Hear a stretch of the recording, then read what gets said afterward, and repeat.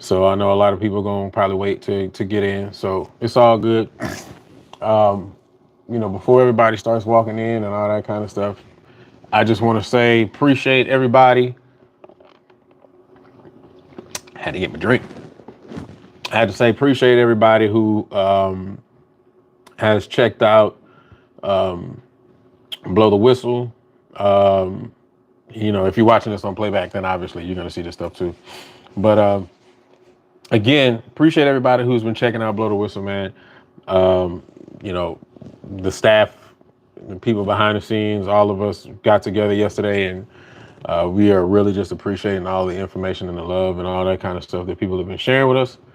So I definitely want to say thank you to everybody who's been checking us out, whether you are new to the page, whether you've never been to the page before, anything like that, man. Appreciate it. Also, man, shout out to everybody who's been in the comment section, bro. Like real talk, a lot of people would possibly think that if you come to the page with heat or whatever, that I'm gonna respond in the same way. I don't respond like that. You know what I'm saying? And I'm gonna be real with you. As a man, I feel like we can be able to have a great dialogue and a general dialogue, even in disagreement. So if you come and you in the chat and you feel differently from what I feel, it's all good. I'm not gonna trip about it. But I'm always gonna ask for clarification. But man, again, appreciate everybody who's been checking out all the stuff. Again, Blow the Whistle. Um, the band report, all that kind of stuff, man. So appreciate y'all. So I decided to go ahead and go live, man. I had a couple of people who said that they wanted to hear my thoughts on PV and Southern. And so I decided to go ahead and make this thing happen and talk about it, man. So I'm gonna go ahead and talk about it. I wanted to be as fair as possible and doing my due diligence of making sure that I watch it again. So I watched it once the first time. I watched it again for a second time. And because I actually care, I took notes. And so I got some notes because I want to try to make sure that I give my accurate and or my thoughts and opinions on what I saw and what I heard. So first and foremost, I want to really kind of start it off like this. Can we stop with stuff? Like, can we really just stop that? I don't even know what that means anymore. What is a high school arrangement? Because there are some high schools who can play circles around some universities. So what exactly is a high school arrangement? And then quiet as it's kept, there are some arrangements that came from band directors who were at high schools who brought those arrangements to universities where people thought that was the greatest arrangement ever written. So again, can we just stop with that conversation? Either the arrangement's good or the arrangement's bad, but let's just chill with the high school arrangement conversation. I really don't get that. It does not compute for me.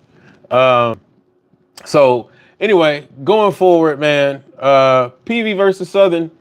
I watched the Zero, and real talk, I don't know if this is specifically a Southern thing, or if it's just becoming a swag thing, or if it's becoming an HBCU thing. I already know that DJs are a part of the football culture, but I also think it's kind of phony when the DJ is purposefully playing over the opposing band, right? Like if the time for the zero quarter, as we know as an HBCU culture, the time for the zero quarter is for the band. Keep the DJ out of it. Keep the announcer out of it. I think that's so lame. That's super lame. And again, I'm not necessarily saying it's just a Southern thing. I don't know who else does it, but I've seen Southern do it before, and it not necessarily just this particular situation. I've seen them do it before.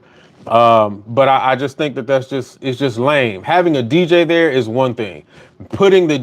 Making or having the DJ play or do things that are in opposition to the band competition of it, I think is just super lame, man. We got to do better, man. I think there's so many ways that as a people we slap each other in the face a little too much. So um, that's just my personal opinion, man. I just think we just got to do better. With that, and yeah, Malik, you absolutely right. I think who was going live. MF Cool or whatever his name is, he was going live and he had to keep turning his live off because the DJ kept playing while he was recording the band. So, but then again, like I said, the level of the respect factor too. So I tried to enjoy the Zero as much as I possibly could. It was cool. I'm not necessarily gonna say it was, one sided or another because I mean, let's be honest, unless you there like an hour to 2 hours early, you're not going to get as much as you possibly can in on the zero quarter, specifically because of the fact that not only you have the DJ, but you got a lot of announcements. You got the football team running in, so you got to play the football music. You got to play all this extra stuff. So I just think that the zero quarter is just a time to be able to get out some stuff. And so I thought it was cool for what it was. Secondly, as far as halftime is concerned, I'm a halftime person. I go into the games expecting and ready to see halftime, and I guess that's because of an age thing for me. Um, for me, I look for halftime to be the biggest presentation of what you do for that day, for that performance, for that game. Um, but again, I honestly don't believe that the energy is put much into the halftime performances as much as they could and or should. Um, so with that being said, I don't, as far as halftime, I don't really think that either band was just like dominant over the other. I think they both had their good moments and I think they both had their bad moments. I will say this though, and shout out to PV Homecoming. Young brother who sung "A House Is Not a Home," that was good. I know this has nothing to do with PB and Southern right now, but that was good, and I want to make sure I bring that up live. My cell phone just went off because somebody just emailed me for the job, but yeah, that was top notch. I will say that "House Is Not a Home." That young brother, give him a contract now. But so let's talk about the fifth. I mean, that's really what a lot of people are waiting to or wait for the games to see, are waiting for my reaction to the fifth. Right off the top, I'm gonna go ahead and say this, man. I was seeing up and down my timeline, and then Quan texted me and was like, "Yo, this is one of the best fifths this year." I'm gonna have to disagree. It was not one of the best fifths this year. It was a good fifth. Let's be very clear. It was a good fifth, not one of the best this year. Um, so here's the reason why. And I said this. I think I said this on the band report the other day. Um, the better fifths that we've had this year, again, Texas Southern, I can't remember, it was Texas Southern or Texas Southern Jackson. Alabama A&M Jackson. Remember, you still had the Alabama State Southern one at the beginning. So I mean, top five fifths, absolutely. I would give it top five fifths this year. Best fifth this year? No, it was a good fifth. It was decent. Um, Second thing about this was we haven't seen PV perform in God knows how long. I think it's been like 3, 4, 20 weeks or whatever. But with that being said, though, um, for what we've seen them come out of when we haven't seen them for so long, it was a really good showing for PV specifically in the fifth. I am not going to say that I'm not going to deny that at all. I think that I think that they were more prepared for this fifth than we have seen in a while. I think this is the best prepared PV that we have seen in a while, and I think that their performance actually shows that. Specifically, again, saying that we have not seen them for a long time in the light of with another band in front of them. So I will say that. So let's go. I'm gonna try to go round by round. I told y'all I wrote notes this time because I want to try to be as accurate as possible. I'm gonna say this: opening up with Fantasy for me was just not, for me, in my personal opinion, was just not the best song to open up with. But I felt like it ended well. It started rough, but it ended well. But it just wasn't something that you open up the fifth with. I would have probably went with that, maybe the second song, third song, possibly. But opening up the fifth, starting the fifth, I wouldn't have went with Fantasy off the top. But like I said, it ended very well. The second song, the first song that the Southern played, I thought was really good, but there was a lot of euphonium stickouts. I felt like it was one person or two people who were trying to overplay for the section, and it was just some stickouts there. So when you get to the second round, man, 14K PV. Okay, all right, hey. And I'm gonna be honest, and let me backtrack for a second, man, because I remember working at PV and the times that I was at PV for those years, I never felt like Southern took PV seriously. I think the one time that I felt like they took it seriously was in 2012, Shreveport Classic, and that was when we were small. We were small, right? But that 2012 PV, man, those kids had a lot of heart, and they played their butts off. That was the year that Southern played. That was the year of I can't think of the name of the song right now, but Daft Punk. I can't remember the name of the song. Somebody help me out there. But yeah, Southern. I think that was one of the only years that Southern took PV seriously when I was there. So I felt like this particular fifth, Southern took PV seriously. And so going back to what I was saying, man, that second song that PV played, man, 14K, man, good job. Good job. There's not enough I can say about the runs and the rhythms that you were hitting, or those rhythms, the licks that you were hitting on that. But I felt like the euphoniums was kind of gassing out. They may have gotten tired towards the end. And then that's the song where you guys had the run going throughout the band, which I thought was pretty cool. I felt more like the lower end of the band was more comfortable with that run than the upper end of the band. But good showing for you guys on that. Second song, I don't know. So I'm gonna be fair. I don't know what a lot of these songs are. I couldn't tell you the names of all of them if I tried. But what I will say is, I'm only judging them off of what I hear, not knowing the song. So Southern second song, I mean, I really didn't have a lot to say about it. It was a good song. It was well played, well executed. So not gonna get into that. Third round, trumpets at the beginning. PV. That run in the beginning was it was rough. It was rough, and it needed some more work. And then you all had some intonation issues throughout the rest of the song, and I kind of felt like it may have been a situation where y'all were gassing out, y'all were probably tired, so on and so forth. And so there were some areas where I felt like intonation was a bigger issue than it needed to be.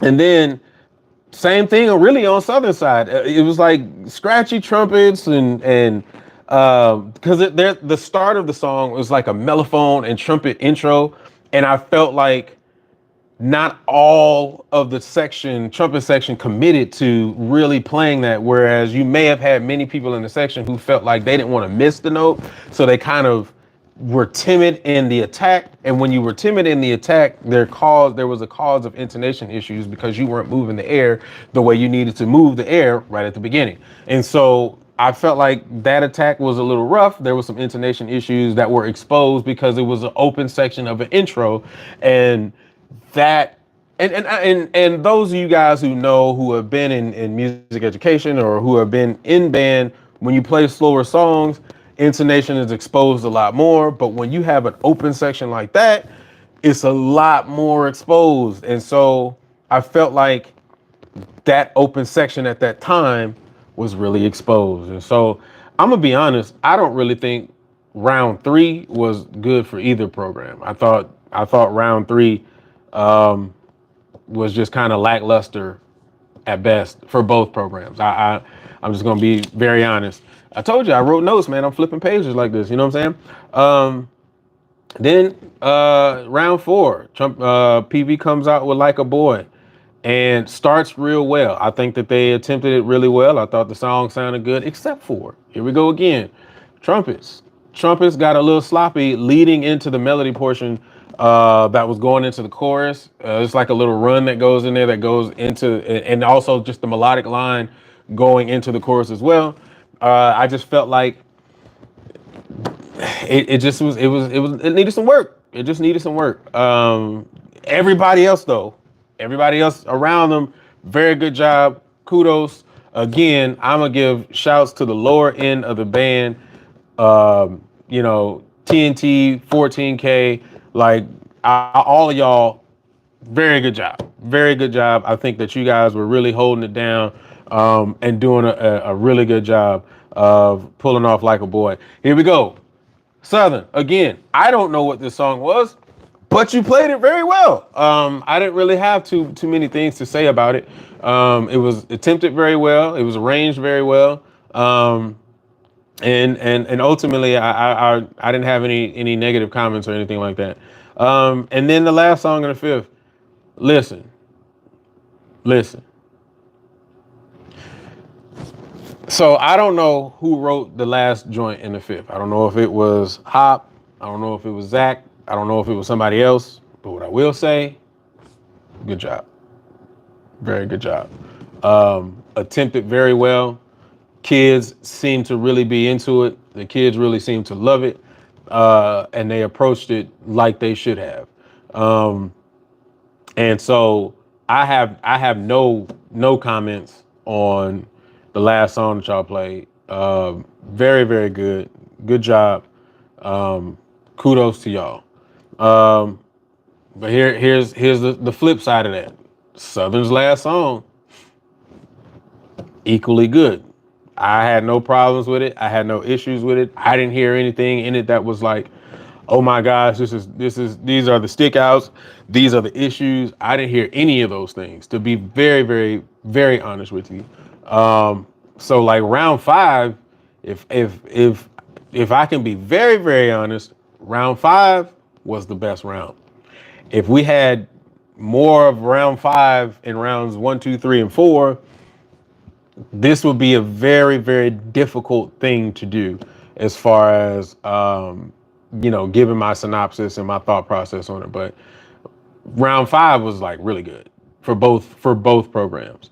But then round five was, for me, the reason why I said I really felt like Southern took PV seriously versus the years prior.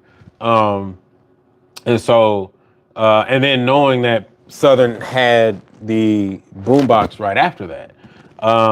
So all in all, my overall rating and or score or thought for this particular battle,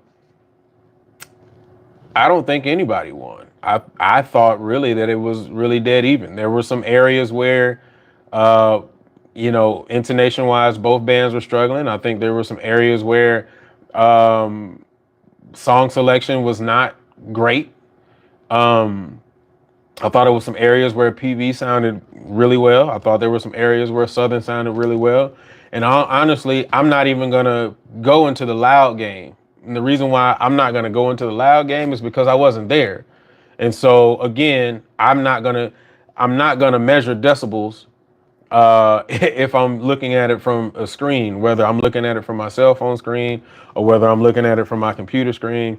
I'm not going to measure decibels, and that would be disingenuous of me to be able to make that comment.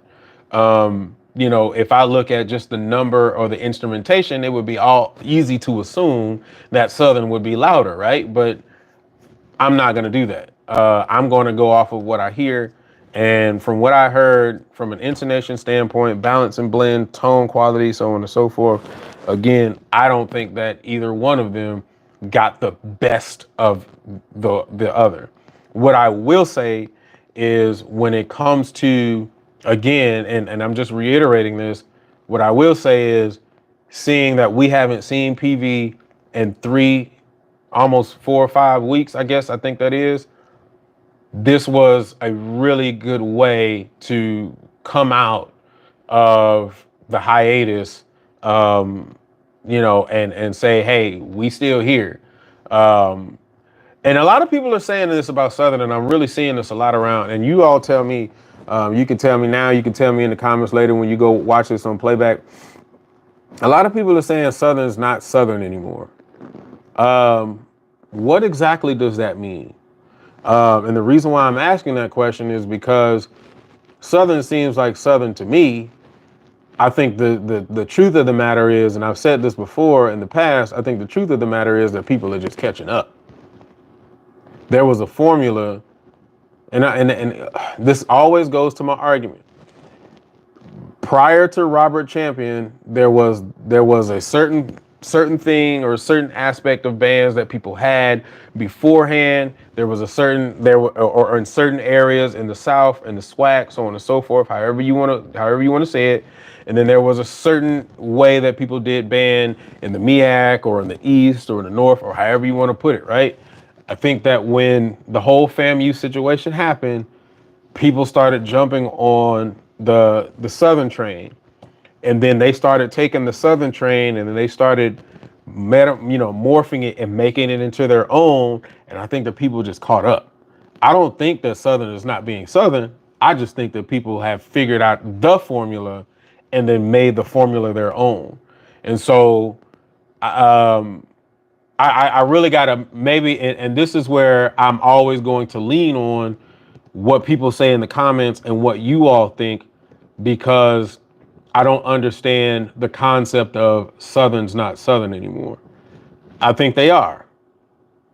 I really do. But again, I think that people caught up because remember, I am not one of those kind of people who are delusional, right? as Portia would say. But I realize that every band isn't perfect.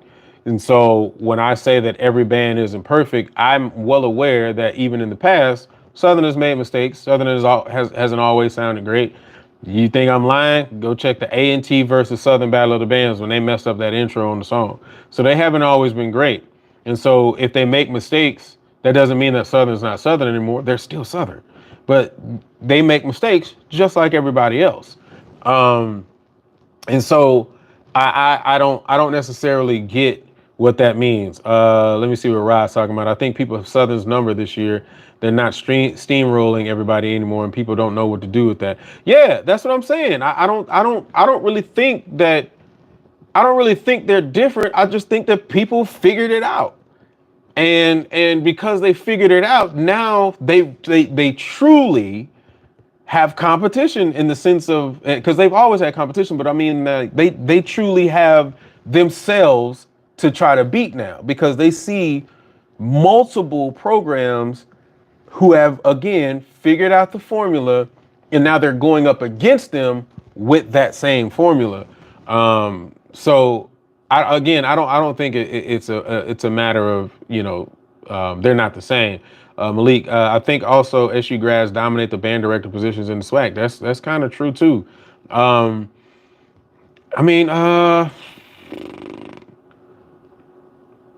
Southern obviously as that Southern, PV, Alcorn. Where else? Other than those, y'all tell me, because I don't know where else a Southern grad is from an HBCU. Valley is, yeah, okay. I don't know why I skipped over Brian Simmons. I didn't even think about it. So Yeah, you probably got a point there, Malik. I don't know if I necessarily count Valley in that just yet. They got their numbers up, yes, but musically, I haven't heard anything from them that has me feeling like they're in that same race or that same category just yet. But yeah, he's a Southern grad, so you got a point there. I thought they lost to Bama State on week 1 and recently Jackson State. Just remembering that battle, that Alabama State battle, I don't necessarily think that they lost. Again, I think that was one of those situations where I felt like they kind of broke even.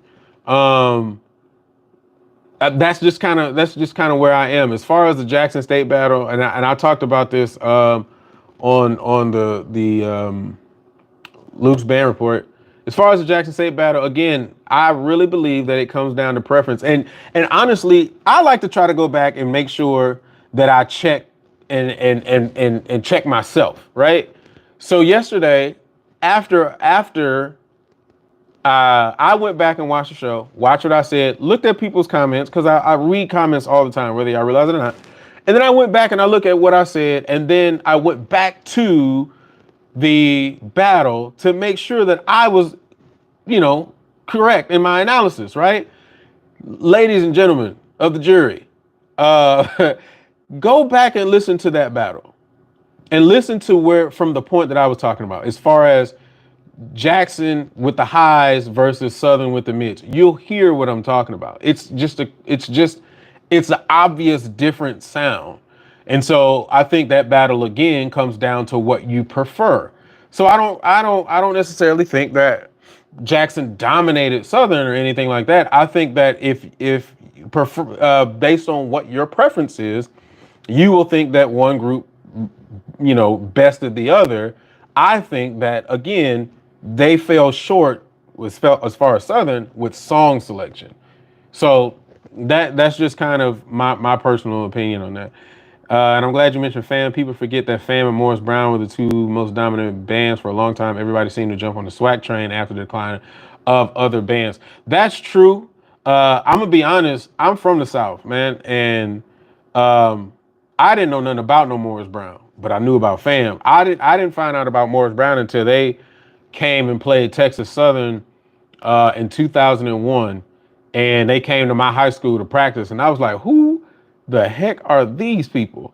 And then I got to meet Bubba and Brown Sugar, as a high school kid, face to face. I was like, I got to go there. But I had not heard of Morris Brown before, but I heard of Fam, and I've said it on multiple occasions. Fam was that buffer between the SWAC and I guess that MEAC. I guess if that's the best way to say it, in the sense that we approach or how people approach band. Fam made it okay to be different, and when they had their unfortunate situation, I think that killed that buffer, and then it made everybody want to try to be on the same plane, and I think that's where everything changed. Again, I had never heard of Morris Brown before, and then Norfolk came and swooped me up. Uh, I wish the Spartan Legion was in the SWAC. I do too. I used to wish that when we were in undergrad, because during my time, specifically in the Dizziac section, we had a mentality that nobody could see us during that time. So if you knew or if you watched, Norfolk during my time, that's 2000, 2002, 2003, 2004, 2005. My last year was 2006, 2007. At that time, we really felt like nobody could see us. And at that time, we wanted to see everybody. And so, we just had a lot of missed opportunities that these younger guys in the Legion are having. And I'm happy that they're having that. And I'm happy that they're getting that experience. But yeah, I wish we were in the SWAC too. But then, travel will be trash. What bands do you think have their own sound? FAMU, Southern, Norfolk, who else? Jackson. Jackson by far has their own sound. If I close my eyes and I listen to Jackson and I listen to somebody else, I can tell the difference between Jackson and somebody else. Um, Another band that has their own sound, Quiet as It's Kept. I know y'all will think it's a mimic, but it's not. Bethune, Bethune and Fam sound different. Like straight up, they sound different. Um, Another band that has their own sound, Alabama A&M. Alabama A&M has their own sound. Um, and honestly, depending on what arrangement it is, Prairie View. Um, if you listen to a Prof Edwards arrangement, it's different. If you listen to sometimes a hop arrangement, it's different. Um, if you go back and listen to some of the arrangements that I did, it's different. And if you don't know the arrangements I did, I'll give you some of them so you can go back and check what I'm saying. Um, I did Pleasure Principle. I did Just a Dog. I did, uh, dang, there's so many of them. Um, it's so many I did. I can't remember. But go listen to those two and go listen to some of Hop's arrangements. So you can tell there's a difference in their sound pending the arrangement. So yeah, that's why I think that those programs definitely do sound different. Yeah, Alabama State has a different sound too. Alabama State definitely has a different sound. So I definitely agree. Serious question: does the MEAC and other East Coast bands have a recruitment issue? I would love to see our bands marching decent numbers yearly like the swag. No, no, no, no, no, no. They don't have a recruitment issue. They have a buy-in issue, and they have a financial issue. Um, when I got to Norfolk State, I'll talk about my situation in Norfolk State, and then I can talk about the MEAC, I guess, because there ain't really too many programs in the MEAC no more. Um, it costs a lot to go to Norfolk, and I'm from Texas, and I didn't have anybody in the state that I could use their address, right? So it's costly, bro. And they don't. When I was going there, Dr. Sanford was able to give out certain types of scholarships and stuff like that, and that's why the Legion at the time looked the way it did and carried itself the way it did, um, because of the fact that, sorry, it's business text, man, but carried itself the way it did because of the fact that when I was there, we had people from Houston, we had people from Louisiana, we had people from the Virgin Islands, we had people from Detroit, we had people from California. Like, we had multiple people. And I'm not going to say I know what's happening there, but what I will say is most of them are from Virginia. A great majority of them are from Virginia. And so it's just a money issue and it's a buy-in issue. If by and large, the bigger programs like your Southerns, like your Jacksons, like your Alabama States, like your Alcorns, basically everybody in the SWAC are getting the notoriety and being put on these quote unquote platforms to get this level of shine and so on and so forth, the average person is not going to want to go to a Howard. You see what I'm saying? Unless they have to, so I think that's just kind of what it is. It's just buy-in. It's appreciating other programs for what they do and what they are. That is basically the biggest issue that we're having, or you would see happening right now, is just the fact that it's just buy-in. People want to be a part of the conversation, especially kids, right? We didn't have to worry about this coming up. I didn't have to worry about social media and what people thought about Norfolk when I went there. I just wanted to go to Norfolk because I like Norfolk. I thought it was a good program. It was different. They had some ugly helmets, but I was like, shoot, I'm rocking. You don't have that now. These kids want to be in the know. They want to be a part of the conversation. And so they're going to want to go to the programs that seem to be getting the bigger light. And so that's just really what it is. It's just buy-in, man. Buy-in and finances. And so that's the bigger issue, I would say, that is happening in the MEAC versus the SWAC. So, yeah. But before I get ready to close out, man, the Hamilton Sapphire. What? Listen, somebody from the South. I was used to my Shaco. I was used to my plume.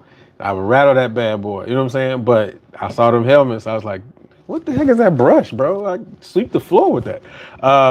But no. Before I get ready to check out here again, PV Southern. I don't think one best of the other. I think that it was a pretty even kill battle. I think there was some good stuff on one end. There was some good stuff on the other end. And it was some rough stuff on both sides. But very good showing from PV for them coming out of the gate for like 3, 4 weeks, 7 weeks missing. I was really, really happy to see that. So yeah, that's my synopsis on PV and Southern, man. Couple of things before I tip out of here. Yes, we are having a show tonight. If as long as the stuff works, we are having a show tonight. My former student, actually two of my former students are supposed to be on tonight to have this conversation about band heads, old versus new. I guess I'll stay in the room for the old head conversation. I'm also going to try to reach out to some younger dancers to try to get them on as well. But if you don't know, Antonio Kunta Holt, who played Euphonium at Texas Southern as well as Prairie View, he's supposed to be on, as well as my former student Andrew McBride, who works with Alcorn, and he has his own high school program in Jefferson High School, I think it is, in Mississippi. And so he's supposed to be on as well. So I got to make sure I got to check in with them because I've been talking to them for about a week or so now, letting them know. But they're both supposed to be on, and we're supposed to be having that conversation tonight. And then also, please make sure, man, you continue to like, subscribe, help the YouTube algorithm. Also, look at the Blow the Whistle. If you have not checked out that episode, we are in the process right now of waiting to see what these new rankings are going to look like. I'm gonna be honest, and I've seen some of the comments that people have been having about the rankings and as far as how they're going. I still think it's grass backwards. If you want to converse about that, I definitely don't have a problem conversing about that. But make sure you guys check out that episode. Also, go back and check out any of the things that we have done, any of the conversations that we have had in the past, man. I appreciate you guys for continuing to support the channel. Remember, like, subscribe, turn on notifications. I'll read this last one. The old band battles were better to me than this new stuff. Dizzy X versus Morris Brown in the gym. Yes, that was one of the best battles I ever had. And I had that as a freshman. And so that was super dope. Gym battles were super dope. I had never had them until I got to Norfolk. To me, Norfolk and the MEAC, in my personal opinion, were the kings of gym battles at that time. I had never seen that before, not in that capacity, until I got to Norfolk. So with that being said, man, I appreciate you guys, man. Y'all share all of our information out. Y'all share this out, man. Continue to keep up the conversation. Again, like I said, I'm always looking at comments. And if you see a comment from Passion Is, 9 times out of 10, it is me. And so with that being said, man, I appreciate y'all holding it down, man. I always say we'll see y'all next week, but I appreciate y'all holding us down, holding me down, holding this whole network down. Again, share it out. And I'll holler at y'all later, man. Are we hiring? I'll holler at y'all, man.